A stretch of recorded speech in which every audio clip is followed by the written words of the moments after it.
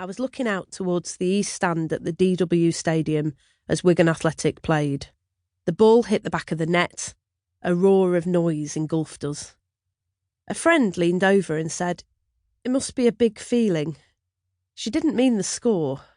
She was reminding me that many of those people cheering on the Latics, the majority perfect strangers, had put their cross on a ballot paper next to my name only a couple of weeks earlier. It is awesome, in a literal sense, to be elected, to be tasked with decisions that have the potential to shape and define people's lives, community and country. What I didn't know then is that over the next decade, those people would come to shape and define me and the things I believe in.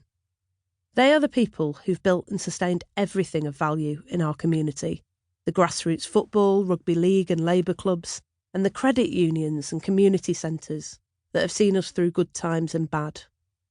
But too often they're thwarted by a system in which other people hold all the cards.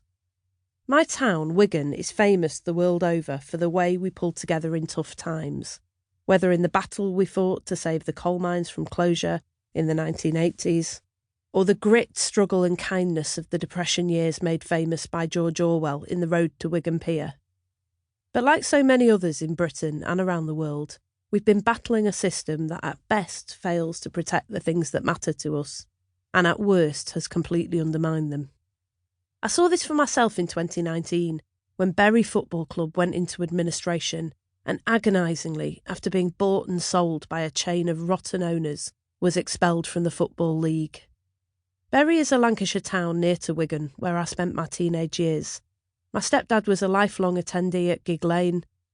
His final words to my stepbrother, when he died in a Lancashire hospice a few years ago, were, "What's the score?" Bury fans, known as Shakers, fought a spirited campaign with the help of their local MP, James Frith, but to no avail. After its collapse, those fans would gather at Gig Lane on Saturdays, unsure of where to be without the familiar drumbeat of a ritual and tradition that had belonged to them, their families and their community for over a century. 2 years later, I felt history repeating itself.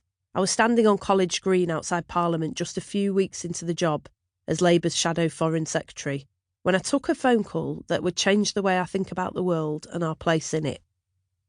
The Chief Executive of Wigan Athletic, Jonathan Jackson, was calling to tell me that our 89-year-strong football club, well-run, much loved, with no significant debts, and part of the social fabric of our town, had been plunged into administration.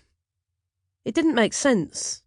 A new owner based in Hong Kong had been approved by the English Football League just days before.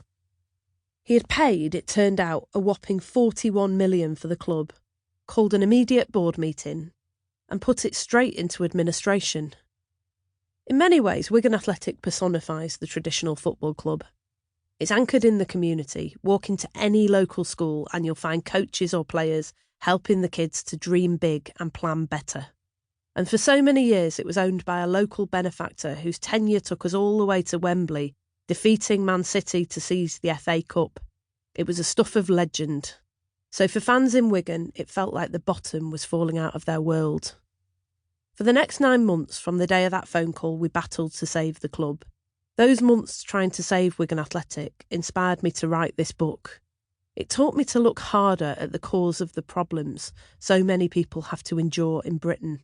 The lack of good jobs, low wages and insecure work, declining high streets, frequent flooding and, of course, COVID-19.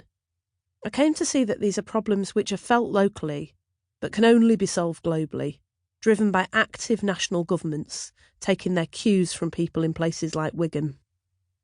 I am convinced that if we understand those cues and have the will to respond, we can work with like-minded governments across the world to deliver the change they need. After all, my party, Labour, has always been strongly internationalist. But as our football club fell apart, it became apparent that if change was coming, it would come only from ourselves.